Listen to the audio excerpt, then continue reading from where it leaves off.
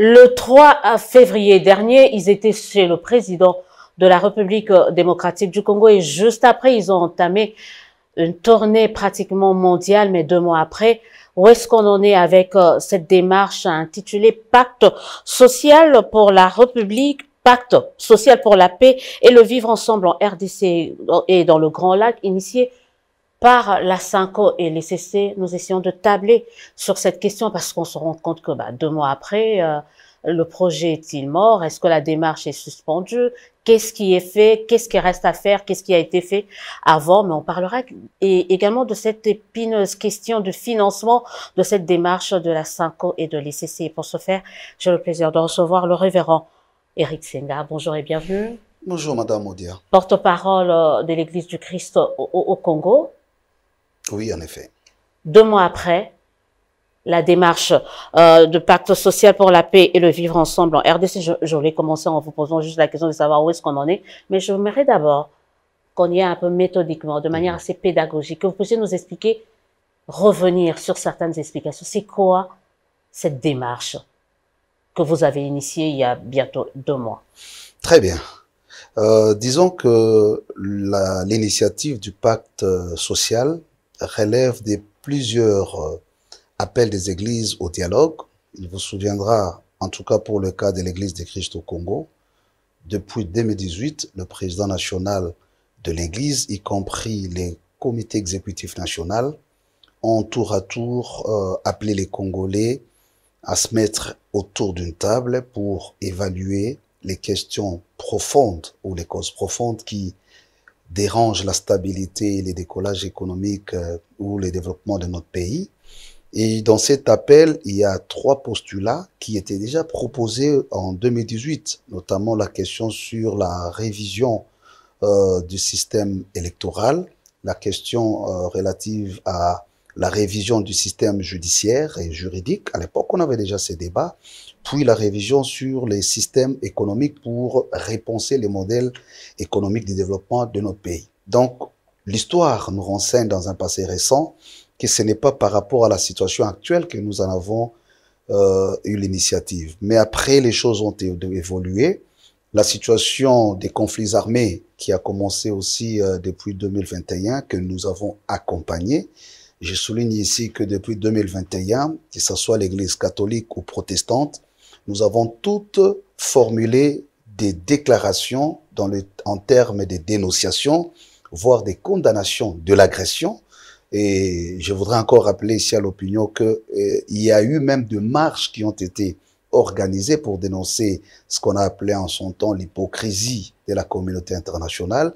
Nous avons accompagné les jeunes des mouvements citoyens qui ont aussi organisé des marches, malheureusement qui ont mal tourné à la fin. Certains se retrouvent aujourd'hui même en exil dans le pays étranger. Alors, arrivé en décembre 2024, là, je souligne qu'il y avait un débat dans l'opinion publique autour de la Constitution, l'essor de la Constitution, révision ou changement. Mais du moins, c'est un débat qui avait pris place dans l'opinion publique et qui avait essayé de séparer les avis. Mais le 15 décembre, après l'échec du processus de Luanda, ça nous a beaucoup interpellés. Et l'opinion publique revenait à des interpellations comme quoi nos 2 églises ne se prononçaient pas suffisamment par rapport à la situation de l'Est.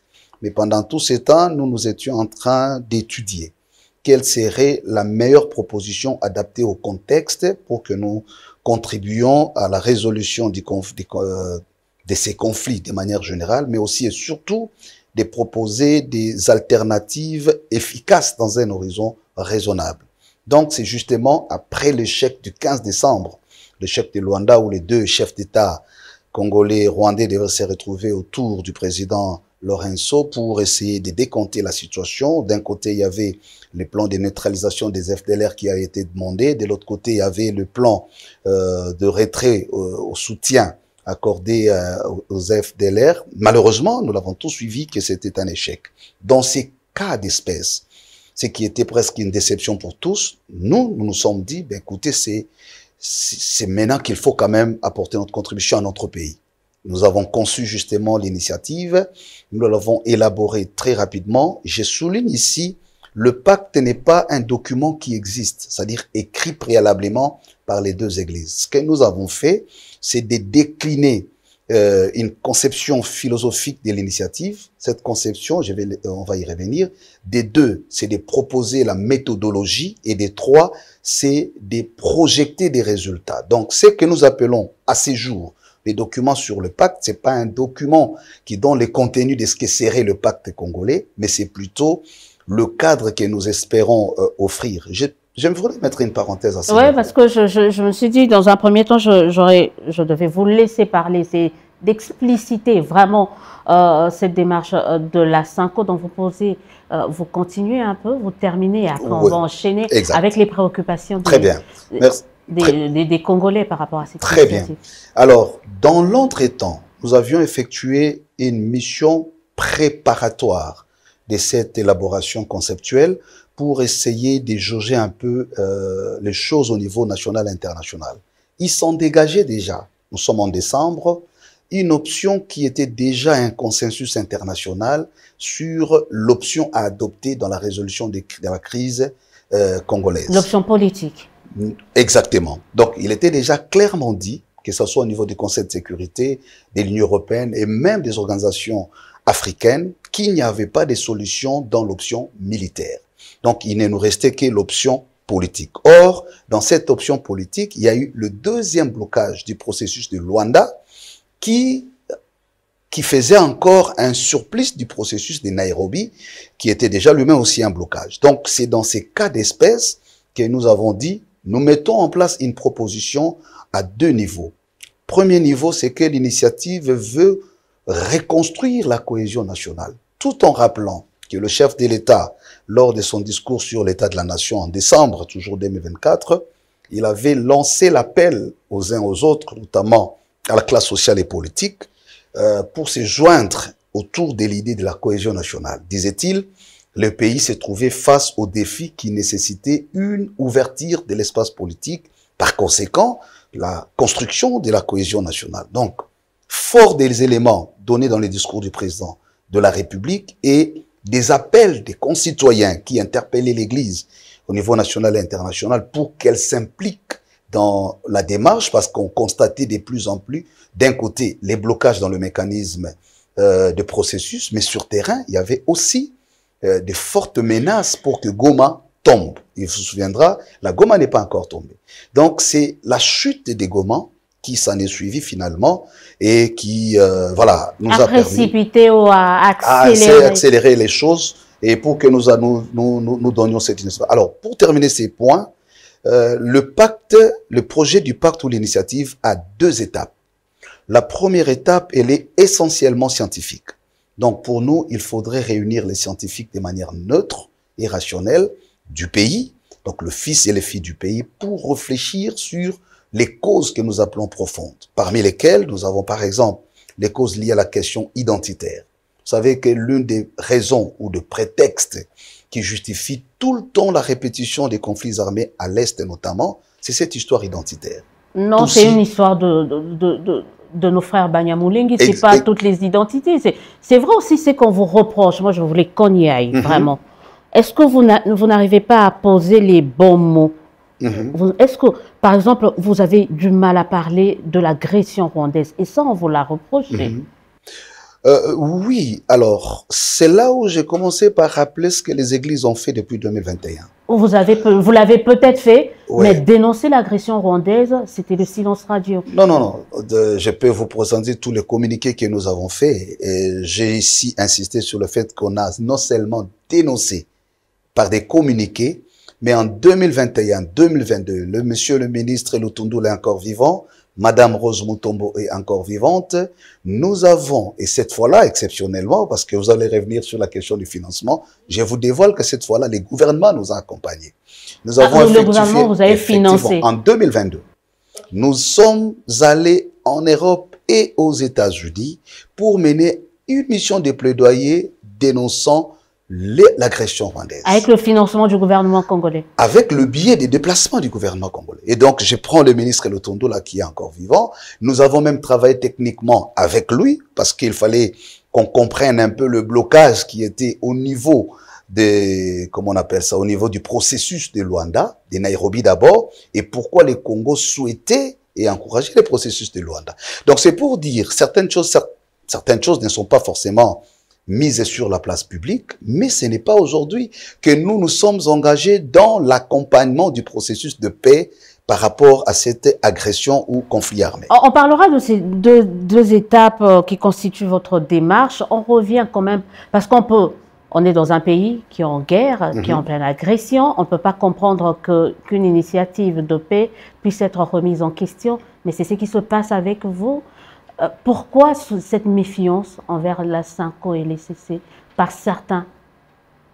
À votre avis, vous avez eu le temps de discuter. On commence par le président. Okay. On ne va pas revenir sur la polémique qui a entouré votre réception et qui avait appelé qui. On va pas mettre. Comment expliquer qu'il y ait quand même cette réticence alors que vous venez avec une initiative de paix? D'abord, avec le chef de l'État, je peux vous assurer que c'était une discussion riche et fraternelle qui commence par la prière et suivi des observations protocolaires des uns des autres. C'est d'ailleurs le président qui avait commencé, des observations assez fondées et qui ont trouvé des réponses adéquates et raisonnables. Quel type d'observation? Il regarde Fulgence Mouteba et lui dit vous êtes quand même dur envers moi. C'était parce que avant l'audience, le chef disait avoir suivi dans le média que mon collègue, monseigneur Cholet, aurait dit que c'est sur demande, à la demande du président. Et là, le président voulait qu'on précise que ce n'était pas à sa demande, mais c'est plutôt nous qui avions demandé parce que c'est notre initiative. C'était juste ça. Et ça a été clarifié. C'est pour dire vraiment dans quelle atmosphère de fraternité. Mais vous vous êtes rendu compte que le président aussi était en face des potentiels adversaires, des gens qui ont eu à tenir de propos très durs contre lui après sa réélection. On a monseigneur Fulgence Mouteba, notamment aussi le monseigneur Abbé Cholet. Est-ce que vous avez eu à aplanir ces divergences-là ou vous avez fait fi de tout ça? Non, non, il faut dire sincèrement qu'on en a parlé. On en a parlé, c'est vrai que je ne délivre pas tous les contenus. Ah, il faut le délivrer maintenant, sinon ça se retourne contre vous. Mais nous avons, je comprends, vous avez raison. Ça se retourne contre vous. Mais je donne par exemple l'élément, nous avons eu la sincérité d'avouer au chef que certaines choses ne l'ont pas arrangé certainement dans la perception ou dans la compréhension. Et qu'il était intéressant, je reprends même les mots parce qu'à ce moment-là, c'est moi, j'ai pu assumer ce que moi j'avais dit. J'ai même dit au chef de l'État, vous savez, si nous sortons autour de cette table avec un consensus raisonnable, nous aurons contribué à 50% à l'apaisement de la situation de notre pays. Et ça a été le cas, vous étiez sortis de là avec un consensus? Ah oui, nous étions sortis avec un consensus. Si vous suivez l'interview que nous avions accordée au sortir de l'audience, en tout cas moi je l'ai dit, il y avait des choses. Nous nous sommes donné une même compréhension. Et j'ai parlé de la compréhension commune des enjeux de cette crise. Donc, dans les débats, après avoir passé en revue tous les aspects liés à la crise, le chef de l'État et nous, la délégation, étions tombés d'accord sur la même compréhension. Il avait votre calendrier, le chef de l'État? Oui, il avait notre programmation. Il savait que nous allons voir les acteurs. D'abord. Tous les acteurs, y compris Nanga, y compris Kagame. C'était un des éléments des débats. Parce que pour le chef de l'État, il avait émis ses réserves par rapport au groupe des AFC. Ce qui est normal parce que dans la logique argumentative qu'il a développée jusque-là, et même ce que le gouvernement avait soutenu, ce qu'on considère les M23 comme, les termes qu'on utilise, des supplétifs. OK? Et que de ce point de vue, le vrai acteur... le terme qu'on utilise sont des supplétifs parce qu'il est avéré, c'est prouvé que oui, c'est le Rwanda qui agresse la RDC. Ça, nous sommes dans les commentaires, mais moi, je présente les faits. Donc, dans le fait, c'est une agression, en fait. Non, non, non. Dans les faits, je vous donne d'abord comment est-ce que le gouvernement congolais considère, ici je prends distance, hein, je ne parle pas d'abord comme Congolais, mais je prends distance pour donner les faits. Sinon, je vais influencer les faits. Donc, dans les faits, c'est ça la lecture. Et c'est qui justifie le fait que pour le président Félix, il estimait que le vrai acteur, c'est le président Kagame, parce que c'est à lui qu'il faut parler pour qu'il mette fin à cette aventure. Et nous, par contre, nous avons expliqué au chef, et je reviens à ce que je dis à l'introduction. Donc, nous avons expliqué, il y a un consensus universel qui est trouvé, même s'il n'est pas clarifié. Dans tout le rapport sur lequel nous nous appuyons pour dire la communauté internationale a reconnu la responsabilité du Rwanda, ça c'est déjà bon, elle demande au Rwanda de se retirer, c'est encore bon, mais le même rapport nous implique quelque part, en citant les FDLR, ça on a rappelé au président. Des deux, le fait que la communauté internationale lève l'option qu'il n'y a pas de solution dans la perspective militaire et qu'il faille négocier, ça doit attirer notre attention. C'est de ces points de vue que nous avons dit au président, aujourd'hui, ces narratifs a évolué. On ne parle pas seulement des solutions non armées, mais on cite même les acteurs. Rappelez-vous, c'est Moussa Faki, avant la fin de sa mission, la dernière correspondance qu'il a écrite disait, y compris l'opposition armée. C'était déjà une évolution conceptuelle par rapport au narratif qui reconnaissait le M23 comme les groupes terroristes. Et en droit international, comme vous pouvez l'imaginer, tous les concepts ont leur sens. On n'appelle pas terroriste génocidaire, on n'appelle pas génocidaire rebelle. Donc pour ceux qui font ces sciences, doivent savoir que lorsque, au plus haut niveau des instances internationales, on qualifie un groupe, pas des rebelles, pas des terroristes, mais d'opposition armée, ça change tous les sens et la considération internationale par rapport à la crise. Mais c'est là où il y a la difficulté de la SANCO et l'ECC, parce que c'est comme si vous avez choisi votre camp en prenant fait écho sur ce que dit la communauté. Comment est-ce que cette communauté internationale arrive à décrire les agresseurs, alors que dans votre pays, parce que vous êtes d'abord prélat congolais, ils ne sont ni plus moins que des supplétifs, des gens qui sont à la solde d'un pays agresseur. Est-ce que vous vous êtes senti un peu déstabilisé, parce que là, il fallait faire un choix, et vous l'avez fait. Vous êtes aligné sur ce que la communauté ou le droit international disait. Nous avons plutôt fait le choix de trouver des solutions au lieu d'observer ou de faire les constats des faits ou de la crise. La crise est constatée depuis 3 décennies. C'est pas avec le président Félix que elle commence. Cette crise remonte de 3 décennies. Elle a déjà fait plus de 6 millions de morts. Nous parlons aujourd'hui de plus de 7 millions de déplacés. C'est-à-dire, du point de vue humanitaire, nous devenons presque la capitale du scandale mondial. Donc, pour nous comme Église, je suis tout à fait d'accord avec vous, et l'imaginaire collectif pense la même chose, que comme Congolais, nous devons partager cette solidarité naturelle parce que nous sommes victimes. Effectivement. Mais alors, le rôle que nous devons jouer, et qui n'est pas le premier, je rappelle ici qu'en 2012 et 2013, nos églises ont contribué à la résolution de la crise, toujours en conflit avec les M23, où elles se sont engagées jusqu'au niveau du Conseil de sécurité. Je comprends souvent, quand vous lisez même les commentaires, que beaucoup de gens, soit ne suivaient pas l'histoire du pays, en fait, il y a un problème de mémoire collective, ça il faut l'avouer, ce qui fait que même dans le passé le plus récent, nous ne savons pas faire l'acquisition des expériences de notre passé. Beaucoup ignorent que nos églises ont le statut, en tout cas pour les plus hauts fonctionnaires des églises, tels que le président national de l'Église du Christ au Congo, qui a un statut d'un ambassadeur. Donc, lorsqu'il sort, c'est pas pour rien que l'État congolais, depuis l'indépendance, a toujours considéré l'Église comme le partenaire et son président qui est un partenaire permanent. L'État lui confère même un passeport diplomatique. C'est-à-dire, beaucoup d'informations ne sont pas à la portée du public.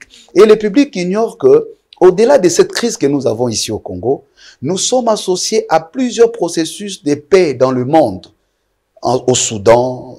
Donc, il y a plusieurs exemples que je peux donner pour dire que dans le mécanisme régional, il y a ce qu'on appelle la conférence des églises de toute l'Afrique, à laquelle nous sommes membres.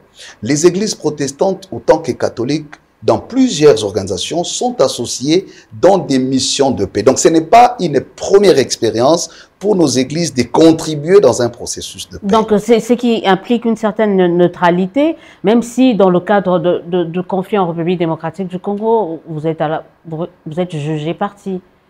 Je dirais pas jugé parti, mais dans le cas de l'église du Christ au Congo, c'est pour ça d'ailleurs qu'on nous interpelle, pour dire, mais le pays est en train d'aller dans une situation catastrophique. Nous devons éviter la balkanisation de fait. J'ouvre une parenthèse. C'est l'impression que nous avons, c'est que nous sommes renfermés dans une lecture liée à un narratif quelconque. mais sans prendre la mesure des conséquences des réalités de terrain. Vous savez que notre pays est victime des tentatives de balkanisation depuis son indépendance. Le pays n'a jamais été imaginé comme ayant vocation d'une puissance mondiale. Le pays a toujours été pensé comme un espace de libre échange et par conséquent un réservoir pour de grandes puissances. Ça, il faut que tout Congolais intègre les enjeux géostratégiques qui pèsent. Des deux, nous n'imaginons pas qu'aujourd'hui la rivalité internationale entre l'Amérique d'un côté, l'Europe de l'autre, l'Asie, notamment Chine et la Russie, joue substantiellement sur l'avenir de notre pays. Pourquoi? Parce que les minéraux critiques qui déterminent l'essor de puissance mondiale dans les horizons à venir se retrouvent au Congo. Mais des trois, la faiblesse de notre système intérieur, que ce soit sur le plan des défenses, que ce soit sur le plan des gouvernances, que ce soit sur le plan des conceptions de l'engagement citoyen ou des responsabilités citoyennes, profite justement et aux pays voisins, y compris les multinationales qui travaillent derrière eux pour nous piller. Donc nous, comme Église, nous estimons, on peut avoir nos querelles des familles. C'est tout à fait normal, sinon Jésus ne serait pas à la croix. Jésus n'a pas convaincu tout le monde. Nous n'avons pas vocation de convaincre tout le monde. Mais nous avons la nette responsabilité en tant que pasteur et institution ecclésiastique de rappeler tout le temps à la conscience collective les enjeux qui pèsent sur notre devenir commun. Entre autres, aujourd'hui, il s'agit d'une question qui menace. Vous voyez, le temps que nous perdons, vous l'avez dit, nous perdons le temps dans la forme. Ouais. Il a dit ceci, on a vu la photo, ils ont rigolé. Mais pendant ces temps, les autres qui nous combattent sont consacrés à l'essentiel. Ça nous prendra du temps, on va se brouiller, mais on se réveillera peut-être en retard, on aura perdu l'essentiel à cause des à côté. Mais peut-être que la forme risque de corrompre le fond. C'est aussi ça, il faudrait, et la forme et le fond puissent aller ensemble. Déjà, la forme, si la forme pose problème, comprenez qu'il y ait quand même cette réticence de certains à l'endroit de votre démarche. Vous parlez de la forme tout à l'heure, vous avez fait allusion, on ne va pas revenir sur ça. Beaucoup de gens se posaient la question de savoir comment est-ce qu'ils sont arrivés à Goma. Par terre, par mer, par air? Alors, permettez-moi que je revienne sur une question à laquelle je n'ai pas répondu. C'est la question où vous avez dit, finalement, nous sommes en train d'avancer, mais pourquoi l'opinion ne nous accorde pas? Ouais, ça, c'est capital. Il y a trois raisons, à notre sens. Premièrement, il y a la tendance de ceux qui sont dans les affaires, qui pensent que cette initiative aurait comme finalité les renversements des équilibres qui existent. Donc, ils vont perdre leur poste et tout le reste. Ça, c'est la première tendance. La deuxième tendance, c'est ceux qui sont dans la radicalisation fondée sur la stigmatisation. C'est dire, dès qu'on parle d'Eric Senga, on n'a même pas besoin d'écouter les contenus, on n'a même pas besoin de savoir ce que cette initiative propose, parce que c'est ECC, parce que c'est Senko, c'est à rejeter. Et là, nous tombons dans le piège. Parce que les stéréotypes que nous nous sommes donnés aujourd'hui dans notre société, qui consistent à rejeter tout symbole d'autorité. Aujourd'hui, c'est très facile que quelqu'un s'élève, il prend son petit téléphone dans les réseaux sociaux, il insulte le président de la République comme il veut dans tout le monde. Que vous soyez d'accord avec lui ou pas, mais il reste le symbole de l'autorité étatique du pays. Aujourd'hui, quelqu'un peut se réveiller d'un bon matin, il prend son téléphone, il insulte les religieux comme il veut. Que vous le vouliez ou pas, ça reste le symbole de l'autorité religieuse du pays. Quelqu'un peut se lever d'un bon matin, il insulte les scientifiques, oubliant qu'il reste le symbole de l'autorité intellectuelle du pays. Une nation qui renverse les fondements des symboles de ses autorités est vouée à l'échec. Donc ici, je le dis comme pasteur, mais aussi comme intellectuel, il y a une culture qui malheureusement, encouragée par certains médias ou certains, avec les réseaux sociaux, vous comprenez ce que ça fait, mais on a tellement donné la parole à tout le monde, et ceux qui ne sont même pas informés, et ceux qui ne mesurent même pas la pertinence, et ceux qui n'ont que la vision limitée à la hauteur de leurs limites de taille, et qui comprennent jamais les enjeux qui sont derrière les voiles, ils se donnent le luxe de poser des problèmes. Je suivais même les commentaires, comme je l'ai dit, et cette méfiance est nourrie par ça. Et j'ai fait l'expérience personnellement. J'ai vu des commentaires dans les réseaux sociaux, j'ai approché quelques-uns, soit par écrit pour poser des questions. Avez-vous déjà lu le guide du pacte? Oh, je connais même pas c'est quoi les pactes. Mais pourquoi vous combattez? Oh non, ils sont contre le président Félix. Vous voyez un peu, c'est ce qu'on appelle les stéréotypes. Donc, nous perdons l'usage rationnel de la parole.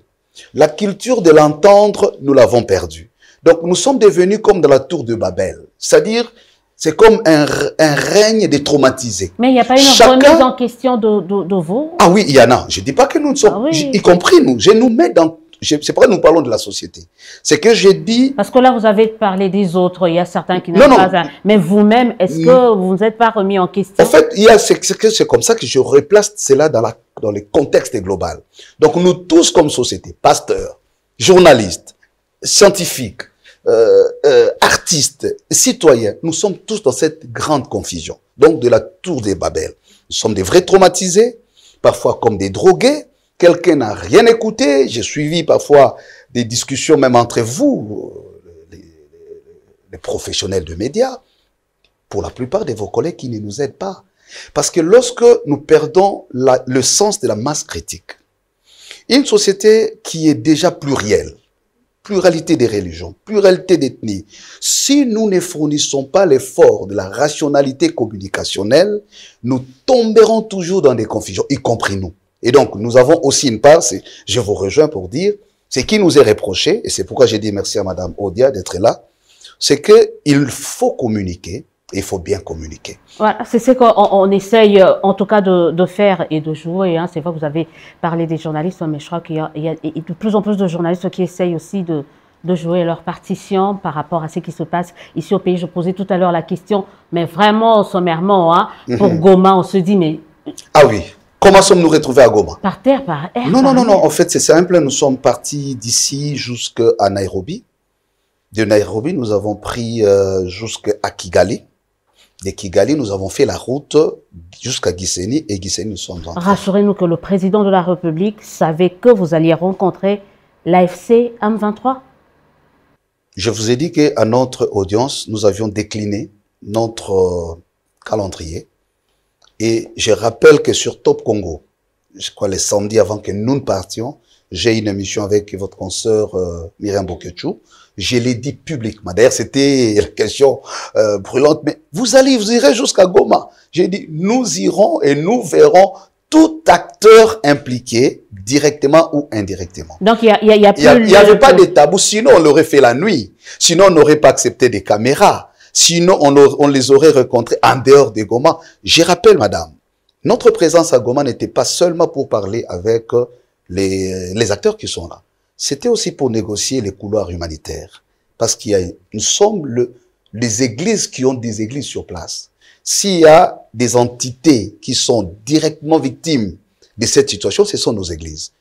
Et s'il y a des entités qui contribuent, ce sont nos hôpitaux protestantes, ce sont nos morgues, et l'opinion doit les savoir. Donc, quand on parle de l'église protestante, on doit savoir, parce que les gens ne sont toujours pas informés, que ce sont nos structures qui accompagnent essentiellement ces populations qui sont en détresse. Donc, il était aussi question pour nous de négocier les couloirs humanitaires, mais aussi de négocier en urgence les cessez-le-feu pour permettre et donner la chance à cette initiative. Ce qui n'a pas marché. Parce qu'il y a eu des réactions comme celles que nous déplorons, le président... Mais parce qu'on pensait que vous aviez la mainmise sur le M23, l'AFC... Non, parce que les gens ont voulu interpréter le langage du président, alors qu'à l'audience, il n'était qu'avec son directeur de cabinet et un conseiller. Beaucoup qui ont parlé au nom du président n'étaient pas à cette audience. Je ne sais pas à quel moment ils ont communiqué avec le président. Jamais le président Tshisekedi a dit publiquement qu'il n'a jamais été pour cette initiative. Ce que je sais, il s'est prononcé publiquement autour de l'initiative lorsqu'il a reçu les députés de la majorité. Il a retracé fidèlement les faits et il a insisté en disant « J'ai loué l'initiative de ces hommes de Dieu ». C'est ça les propos. Mais malheureusement, on interprète tout à tort et à travers. On interprète tout à tort et à travers, comme s'agissant des financements. Vous avez fait le tour du monde, vous êtes allé partout. On s'est dit, mais où est-ce qu'ils ont trouvé l'argent? Est-ce qu'en y allant d'abord, par rapport à cette démarche, vous avez eu l'accompagnement de l'État congolais? Oui, l'État congolais, il faut dire qu'il est d'abord victime de cette situation d'agression. Il ne faut pas oublier qu'aujourd'hui, c'est l'État qui est la première victime Vous comprenez? Donc, dans cette situation, il faut comprendre sa position. De deux, nous avons eu l'accompagnement moral. Parce qu'à ce stade, ce dont on a besoin, c'est l'accompagnement. De la part de l'État congolais, c'était un accompagnement. Qui est représenté par l'institution principale qui est le chef de l'État. C'est le soutien. Donc, il n'y a pas eu un financement, il n'y a pas eu des moyens qui ont été mis à... Par l'État congolais, non pas jusque-là. Peut-être ça viendra. Mais je crois qu'on n'a pas encore... C'est vrai qu'on n'a pas encore abordé de manière... Il faut préciser une chose. Nous l'avons fait en termes de notre contribution. Parce que vous avez posé la question qui finance. Madame Odia, vous imaginez une église comme l'église du Christ au Congo, qui est une institution réunissant 103 communautés, avec des aumôniers. Moi, je suis pasteur de paroisse. Rien que ma paroisse où je suis pasteur est en mesure de me payer un billet d'avion aller-retour. Vous avez l'idée de combien d'émissions, ceux qui nous connaissent, parce que nous sommes tenus par l'éthique. Nous ne pouvons pas venir ici sur la place publique, comment expliquer aux gens combien de voyages nous effectuons. Mais c'est presque chaque mois que nous sommes en déplacement. Est-ce qu'on peut vraiment amener un débat autour d'un billet d'avion des deux pasteurs qui sont les hauts fonctionnaires d'une institution ecclésiastique qui doivent se déplacer en Afrique du reste pour demander qui paye? Est-ce qu'avant cette initiative, on ne voyage pas? Ou après l'initiative, on ne voyagera pas? Mais la polémique, elle intervient quand on cite le nom de l'agresseur. Non, non, la polémique a commencé. D'ailleurs, ça nous fait rire parce qu'avant, on a dit que c'était M. Katumbi et Kabila qui payaient nos billets. Rappelez-vous, le débat vient de tourner. Avant, on a dit que c'est Katumbi et Kabila qui payaient nos billets. On leur a dit, vous estimez vraiment que l'église catholique et protestante sont incapables de couvrir? Vous savez combien de fonctionnaires de l'ECC voyagent chaque mois? En Europe, en Amérique, à l'intérieur. Mais c'est énorme. Les gens confondent, j'ai entendu un de vos confrères, je ne vais pas les citer ici, tout un journaliste de son état, qui dit, pour nous, nous pensions que l'église voyage avec les offrandes. Mais vous confondez la paroisse et l'institution ecclésiastique qu'on appelle l'église du Christ au Congo. Savez-vous que le président national de l'église du Christ au Congo, je le répète, a rang d'un diplomate parce qu'il est même porteur d'un passeport diplomatique. Mais vous comprenez qu'il y a eu un problème au niveau de la communication quand on entend l'archevêque Fulgence dire que on est pris en charge par le Rwanda, par certains pays. Vous comprenez, rien que le nom de Rwanda, ouais. Ça crispe toute la population. Vous avez raison, j'ai tenté de répondre à ça hier. En fait, j'essaie de revenir au fait. Monseigneur Mouteba, d'ailleurs, il n'y a pas de contradiction entre ce que Monseigneur a dit et ce que j'ai affirmé. Les propos de Monseigneur ont simplement été sortis du contexte. On a joué avec les concepts moyens. D'ailleurs, les autres parlent de soutien financier. Il n'a jamais utilisé le terme soutien financier. Il rappelait aux uns aux autres qu'en dépit de nos efforts en tant qu'institution de nous payer le billet, nous avons bénéficié de l'hospitalité de certains pays. Entre autres, le Rwanda, l'Ouganda, l'Angola, même le Congo-Brazzaville, même si on n'a pas passé nuit là-bas, ainsi que...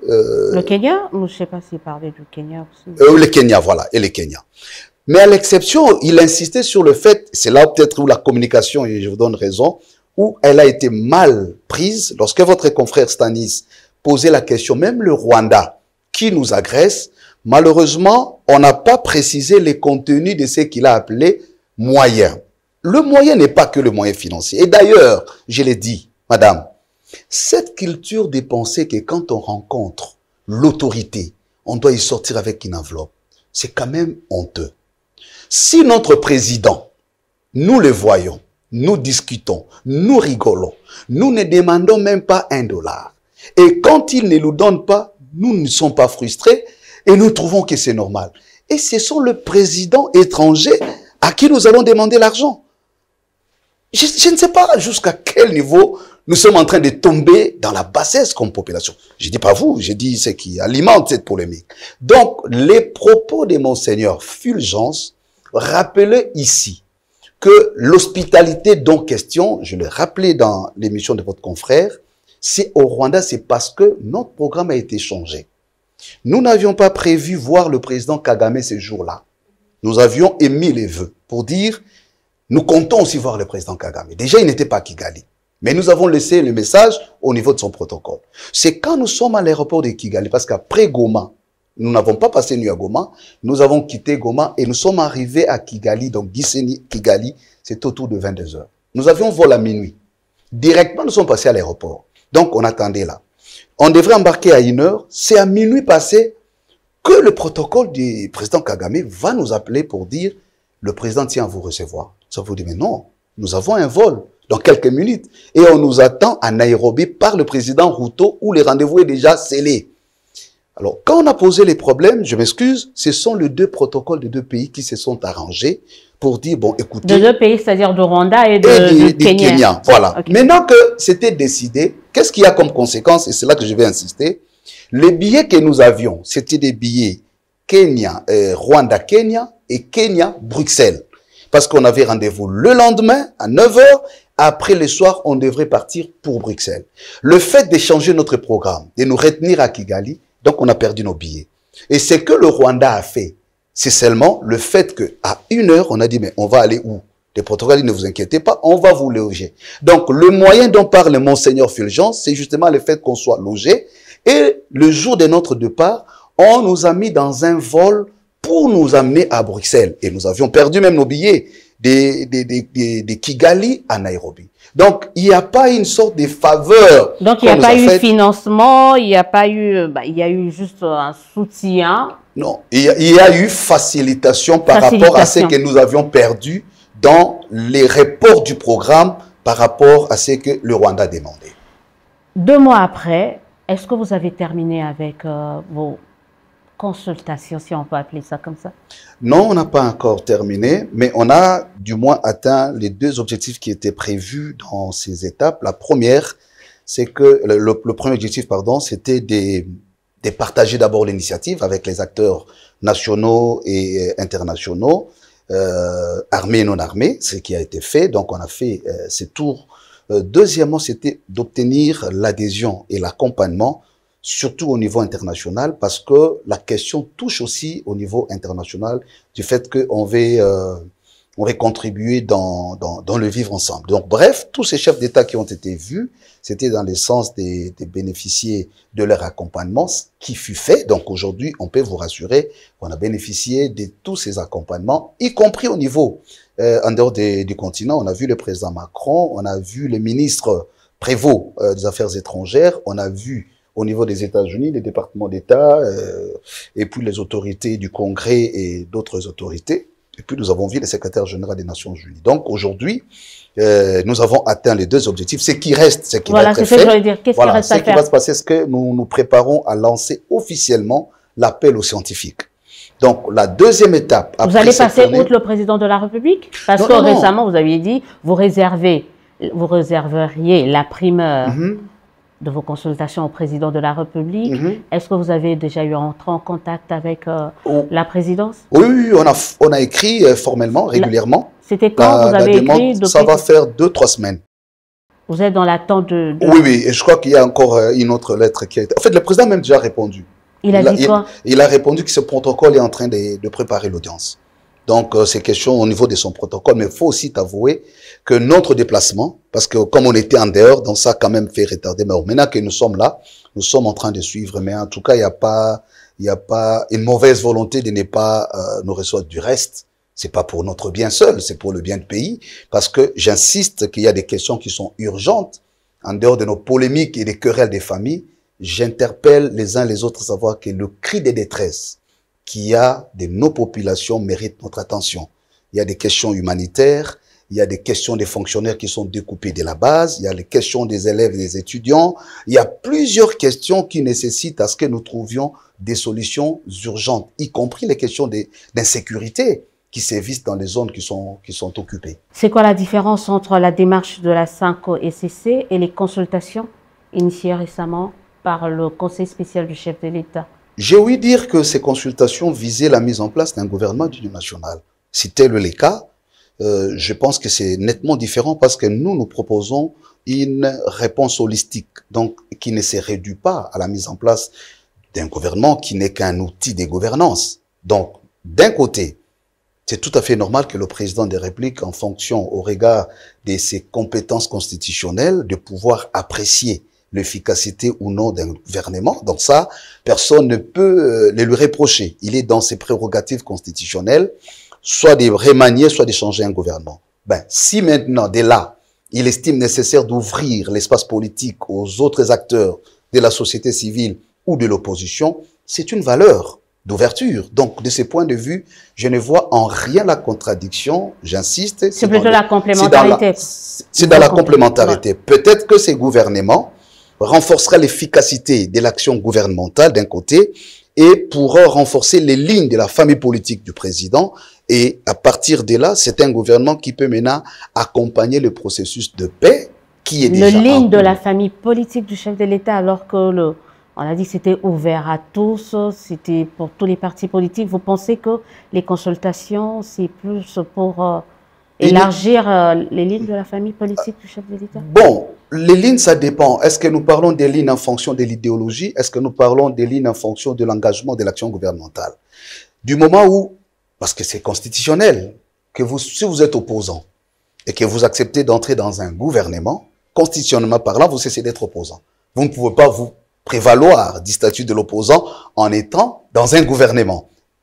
Qu'il soit union nationale ou pas, ça s'appelle gouvernement. La Constitution reconnaît les gouvernements comme une des institutions. Voyez-vous, donc, c'est tout à fait normal que cela soit précisé. Vous entrez dans le pouvoir exécutif, vous participez à l'action gouvernementale, vous cessez d'être opposant. Maintenant, c'est pourquoi ces cas de figure interviennent dans ce qu'on appelle la coutume constitutionnelle. On en vient à ces genres de gouvernements d'union nationale pour faire face à une situation de crise, soit qui dépasse les cadres juridiques, soit qui est plombée par une situation politique. Et là, la pratique souhaite toujours qu'il y ait des consensus généraux à l'issue des discussions. Voilà pourquoi certains techniciens disent cette initiative va être complétée. C'est une étape. Peut-être qu'après un consensus plus large que ce qui a été trouvé au terme de ces consultations, nous pouvons parler d'un gouvernement renforcé. Et vous comptez obtenir cette initiative, ce consensus plus large par le canal de votre démarche? Notre démarche n'est pas une panacée qui s'impose à tout. Ce n'est qu'une contribution parmi tant d'autres initiatives. Nous ne voulons pas donner l'impression à la nation que c'est une question de vie ou de mort. Là, c'est raté. Hein? Parce que tout le monde, quand vous entendez, tous les politiciens, en tout cas de l'opposition, on peut dire entre guillemets les leaders de l'opposition, ne jurent que sur l'initiative de l'ECC et de la SACO. Je pense pas, madame. Je pense, vous avez raison, je ne vous contredis pas, mais je pense qu'il y a d'autres acteurs aussi de la majorité. J'ai suivi quand même les interventions lors des consultations. Il y a eu certains animateurs des institutions qui ont clairement dit qu'une telle initiative aurait tout son sens au terme d'un processus plus large. J'ai entendu des appels de pied de beaucoup de la majorité qui estimaient qu'il était important pour que les opposants viennent participer. Donc, c'est pour dire... Vous êtes la gage, vous êtes ce gage-là de l'opposition, en fait. Non, nous sommes plutôt aujourd'hui...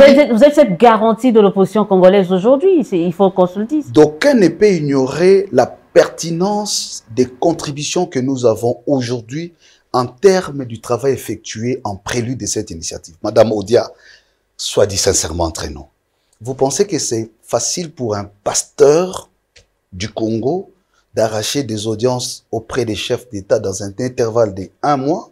Ça n'arrive pas tous les jours. Si ici on est en train de mépriser, vous pensez que c'est facile pour les pasteurs qui n'ont rien à voir? D'ailleurs, les gens nous critiquant et disaient, ils exagèrent au Congo. Est-ce que partout au monde, les églises ont le même rôle? Cette occasion doit corriger l'imaginaire collectif dans la considération du leadership religieux au Congo. N'oubliez jamais que nous sommes un pays foncièrement religieux. Nous sommes à 90% des croyants. Le rôle du leadership religieux dans l'équilibre de notre société n'est pas à négliger. Et n'oubliez pas non plus que nos deux églises, protestantes et catholiques, ont une notoriété internationale.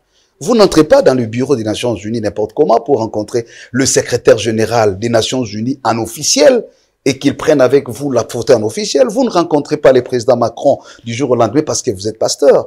Donc, il ne faut pas que l'on soit de mauvaise foi pour ne pas comprendre l'impact du travail que nous venons de réaliser. Vous n'imaginez pas ce que nous avons en termes d'information. Vous n'imaginez pas ce que nous avons fait passer en termes de messages pour la voix du peuple congolais. Vous n'imaginez pas combien nous avons réorienté certaines analyses au niveau international sur l'avenir de notre pays, notamment sur la question de la balkanisation. Donc, c'est vrai, nous déplorons le fait qu'on nous tombions dans des incompréhensions, mais ce qui vient d'être fait est une preuve que les leaderships religieux au Congo méritent respect au niveau du continent, parce que ça n'arrive pas toujours. Mais vous comprenez quand même ceux qui pensent qu'il y a cette proximité, certains diront cette promiscuité entre ECC, Sanko et les opposants. Vous savez, quand on a commencé cette initiative, ce sont les opposants qui nous ont attaqués. C'est à rire, hein? Et d'ailleurs, on a lancé la blague au président. On a dit, président, en venant chez vous, nous savons que quand nous sortirons d'ici, tout le monde dira, vous êtes allé donner les béquilles à Tshisekedi.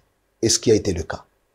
Les gens sont même en train de dire que c'est Kabila ou Katumbi. Katumbi. Mais madame, je vous dis que ce soit M. Kabila, M. Katumbi, ils ont découvert l'initiative dans le média. Mais des deux, analysons les choses froidement. À quel niveau nous pensons que l'approche ou les contenus de cette initiative sous-tend la philosophie de Kabila ou de Katumbi? À quel niveau? C'est parce que malheureusement, nous n'avons plus la culture des discussions de fond. Parce que c'est facile de dire Katumbi est derrière. C'est facile de dire Kabila les soutient. Mais quand on analyse une approche diachronique, en fait, qui s'étale sur 30 ans, qui propose des analyses scientifiques sur des causes profondes, et qui veut que tout acteur confondu se trouve autour de la table et décide pour lever des options. Les États-Unis parlent du plan Marshall. Nous voulons dégager un pacte social. Je vais aller plus loin. Avez-vous l'idée de ce que serait le président Félix Tshisekedi si aujourd'hui il prenait le parrainage de cette histoire? Nous parlons de Nelson Mandela. Vous savez ce qu'a été l'apartheid en Afrique du Sud. Ce que nous vivons aussi, tout l'a vécu en Afrique du Sud. Beaucoup ont pensé qu'il était corrompu parce que l'approche proposée par Madiba, le père Madiba, Mandela, dans l'approche de justice transitionnelle, c'est vérité et réconciliation. Pour les Sud-Africains, du moins pour ceux qui ont fait des études par rapport à ça, on vous dira que le noir n'est juré que par le départ de blanc. Mandela est de la même lignée que le père King, Martin Luther King aux États-Unis, qui a travaillé sur la ségrégation. Je vous révèle aujourd'hui, le président Bokundwa, c'est un baptiste. Martin Luther King est un baptiste. Il y a toute une philosophie doctrinale dans le mécanisme des résolutions des conflits que peut-être beaucoup ne comprennent pas. Donc, je vais terminer pour dire, ce qui se passe aujourd'hui n'est pas nouveau. Les gens ont même appelé Mandela, ont taxé Mandela de traître parce que Mandela pensait qu'on n'a pas besoin de substituer les blancs par les noirs, mais on a plutôt besoin de créer un monde capable d'accepter la contribution des blancs et des noirs sur les fonds de ce qu'on appelle les Ubuntu. Les Ubuntu est un concept ontologique qui permet aux gens de vivre dans l'unité, dans le respect de leurs différences. Notre devise, en tant qu'Église du Christ au Congo, Église protestante, c'est l'unité dans la diversité. C'est quand même aberrant que la société pense que les églises doivent prêcher la violence, doivent soutenir la guerre, alors que la guerre a comme conséquence des vies humaines qui vont se perdre. Vous oubliez le CLC, hein? Le CLC... À l'époque, hein, les marches... oui, mais c'était pas pour demander la guerre. On peut marcher... Ouais, la violence, mais c'est quand même des manifestations non, madame. Violentes par les certains. Manifestations, nous l'avons vu aux États-Unis, le père King, Martin Luther King, a été à la tête des marches pour réclamer la fin de la ségrégation. Une marche est constitutionnelle, elle n'a pas vocation d'amener les troubles dans la société. Mais ici, on veut que les églises encouragent le président Félix à faire la guerre. Nous, comme pasteurs, nous sommes pendant la semaine sainte. Nous prêchons le pardon. Ma Bible m'a enseigné. Vous savez, quand je prêche la Bible, Jésus est allé en Samarie. Est-ce que vous connaissez dans les contextes historiques le rapport que les Samaritains avaient avec les Juifs? Mais quand Jésus est allé à Samarie, il a été considéré comme traître. Aujourd'hui, oui, c'est facile de penser que les églises sont de traîtres parce qu'elles prônent la paix et les vivre ensemble. Mais personne ne peut vivre dans un monde de conflits éternellement. Madame, le premier conflit dans la Bible, c'est le meurtre de Caïn sur Abel. Et ça a bouleversé le schéma pour que Dieu se rattrape dans le schéma de l'humanité. Ça a beaucoup coûté. On ne peut jamais soutenir le crime des masses. On ne peut jamais soutenir la violence. l'Église ne peut que prêcher la paix parce que Christ est le prince de paix. Parce que Christ est le prince de paix, on va très bientôt terminer cette émission, mais on a appris cette nouvelle tout au début de cette semaine. C'est l'annonce de Joseph Kabila qui a dit que je reviens par la partie orientale. Est-ce qu'il n'est pas là en train de plomber votre initiative? Est-ce qu'il n'aurait pas dû attendre peut-être que vous puissiez mettre en place votre initiative avant de revenir, ou vous estimez, est-ce qu'il ne risque pas de mettre, voilà, d'enclencher encore de déclencher un autre conflit ici au pays? C'est vrai qu'il y a des discussions formelles et informelles que nous menons dans le cadre de l'initiative. Il y a aussi ce que nous faisons de manière directe et indirecte. Nous prenons en compte toutes ces dimensions. Parce que, comme je l'ai dit, notre approche, elle est holistique. Les églises veulent proposer à la nation, avec les concours de tout le monde, une réponse holistique. Donc, nous avons suivi cette annonce, mais là où nous sommes un peu... enfin, ça c'est un avis personnel, hein, c'est pas l'église qui parle. Je me demande toujours, cette annonce-là, c'est qu'il revient dans quelles conditions? Peut-être qu'il faille analyser à ce niveau. Est-ce qu'il veut faire un forcing? C'est là que moi, je ne sais pas. J'ai suivi comme tout le monde qu'il revenait au pays. Dans le terme que j'ai appris, c'est pour contribuer. Bon, maintenant, alors il reste à savoir, est-ce que ce qui inquiète les uns les autres, le fait qu'un Congolais dise revenir chez lui, ou parce qu'on pense qu'il revient pour faire la guerre? Donc ça devient un autre débat. Mais si ce n'est que pour revenir, je ne pense pas que ce soit un problème pour le Congolais de revenir. Ben, s'il n'y avait pas un problème, il n'y avait pas à faire d'annonce. Hein. Oui, c'est comme ça que... S'il fait une annonce, c'est que forcément, il y a un problème. C'est comme ça que c'est, pour nous, en tout cas, ce qui nous concerne, c'est des questions que nous prenons froidement et nous analysons aussi profondément dans le rôle qui est le nôtre actuellement. Nous voulons plutôt faciliter aux Congolais de trouver la possibilité de se regarder. Est-ce que c'est une bonne chose pour lui de revenir maintenant dans ces conditions? Vous savez, notre plus grand rêve, si je peux vous le dévoiler, c'est d'avoir un culte à la cathédrale du Centenaire auquel participe le président Félix, l'ancien président Kabila, Martin Fayulu, Moïse Katumbi, Délice Sanga, je ne sais pas quel autre acteur. C'est ça notre plus grand rêve. Et qu'autour de ces cultes que l'on parle de la réconciliation et de l'avenir. Et qu'un symbole fort, on voit le président Félix Tshisekedi s'approcher de son frère Kabila, s'embrasser.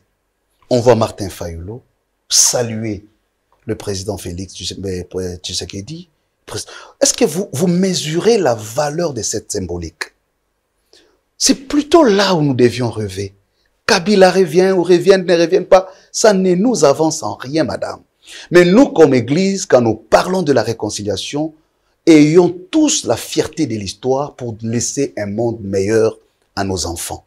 Il ne faut pas que l'étranger... Vous savez, madame, beaucoup ignorent le regard de l'étranger sur nous.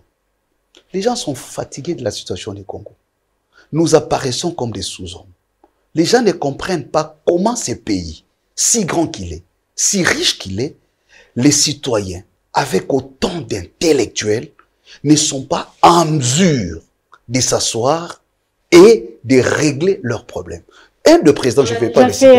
Non, il y a eu la conférence nationale souveraine, il y a eu un mais madame, ça devient quand même... City. On ne fait que ça dans ce pays, s'asseoir, et après certains viennent parce qu'ils ont piqué une crise, parce qu'ils ne sont pas contents, ils prennent les armes. C'est aussi ça, en fait. Oui, je pense que nous devons savoir que tous les pays du monde ont leurs problèmes. Ah, mais c'est pas tous les pays du monde où on prend des armes quand on n'est pas content. Les États, non, je ne suis pas encore sur l'aspect des armes. J'ai dit justement, prendre les armes, c'est ça la conséquence. Moi, je ne parle pas de la conséquence, je parle des causes. Les États-Unis nous ont fait assister à des scènes inacceptable de démocratie. Pas très longtemps ici. Il vous souviendra les élections où le président Trump a perdu.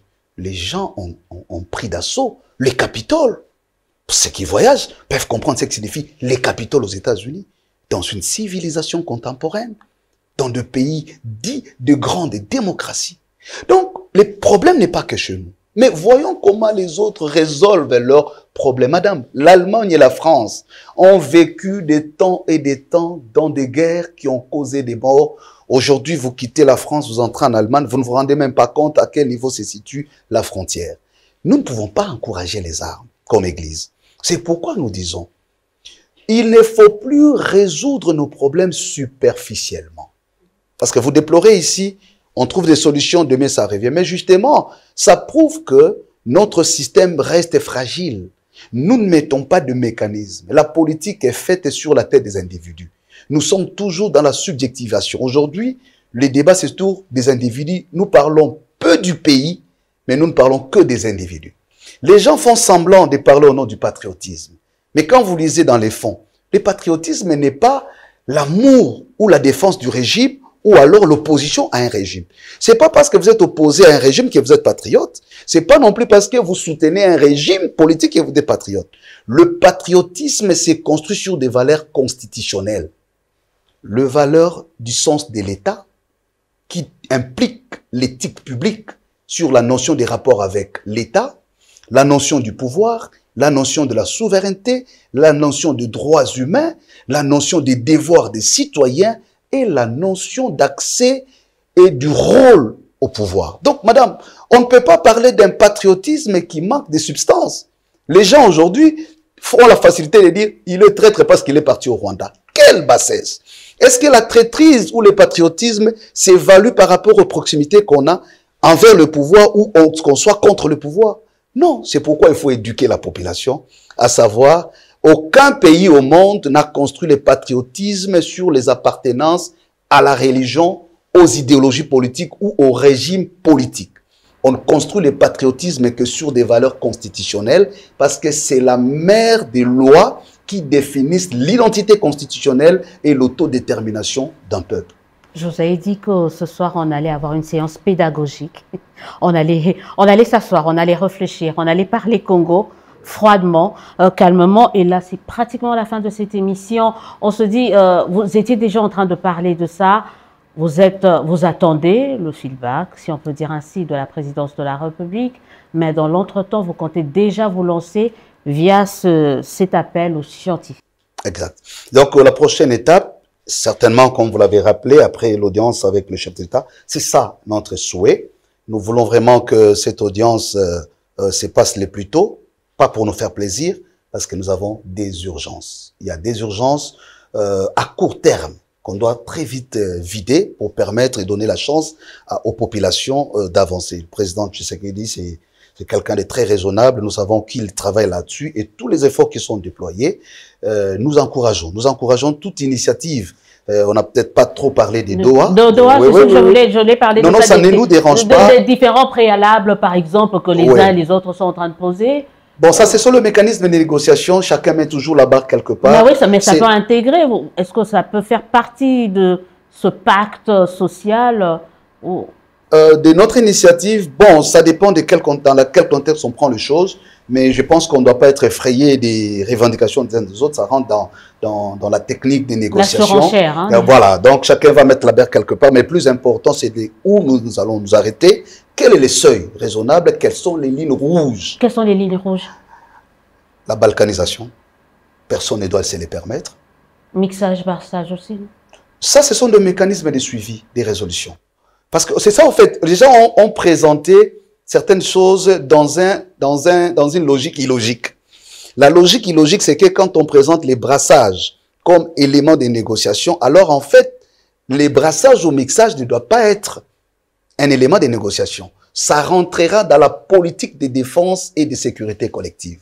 C'est pourquoi notre initiative, au lieu de passer le temps à discuter, on veut ou on ne veut pas du brassage, on doit plutôt dire quel est le paradigme de la politique de défense et de sécurité collective que le Congo doit développer pour répondre aux enjeux géostratégiques qui l'entourent, ainsi que le rapport tendu avec ses voisins.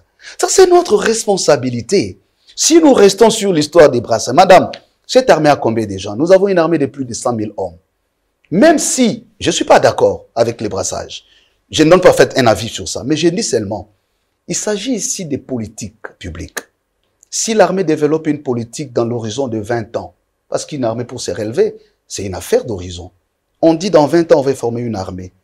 Même s'il y a eu brassage, il est possible J'ai dit, il est possible. C'est pas pour rien aux États-Unis. Vous trouverez parmi les Marines américains, les étrangers, les Congolais. J'ai des frères congolais qui sont militaires. Pourquoi on n'a pas peur de dire que non, non, il est étranger, il va se tourner contre le pouvoir?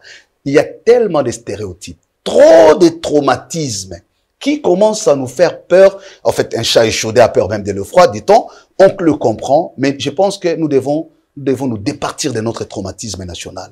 Il faut s'asseoir.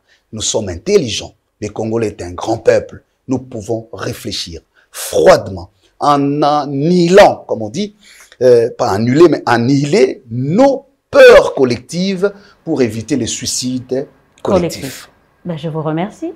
C'est à moi de vous remercier. On remercie également des téléspectateurs, des auditeurs, des internautes. Vous êtes de plus en plus nombreux à nous suivre. Je vous avais dit tout au début de cette émission qu'on allait parler calmement, froidement, réfléchir, vraiment méthodiquement, pédagogiquement, pour essayer de comprendre, parler un peu de cette initiative, où est-ce qu'on en est, qu'est-ce qui reste à faire, qu'est-ce qui est fait, qu'est-ce qui a été fait, comment est-ce que ça a été fait. Et j'espère que vous avez reçu les informations qu'il fallait, vous avez reçu suffisamment des informations pour essayer de vous faire vous-même une idée sur ce qui est fait par cette initiative. Alors je veux relire l'initiative, c'est-à-dire ce pacte, où je vous laisse le dire. Pacte social pour la paix et le vivre ensemble en RDC et dans le Grand Lac. Et dans le Grand Lac. De toute façon, on va pas, les pays, on restera, chacun restera dans son territoire. On est appelé à vivre ensemble. On est appelé à cohabiter. D'ailleurs, le bien fondé de cette initiative qui implique pas seulement la RDC, mais tout le pays de la sous-région. On se dit au revoir, à très très bientôt pour un nouveau numéro de votre émission. En attendant, nous vous souhaitons de passer une excellente suite de programmes. À très bientôt.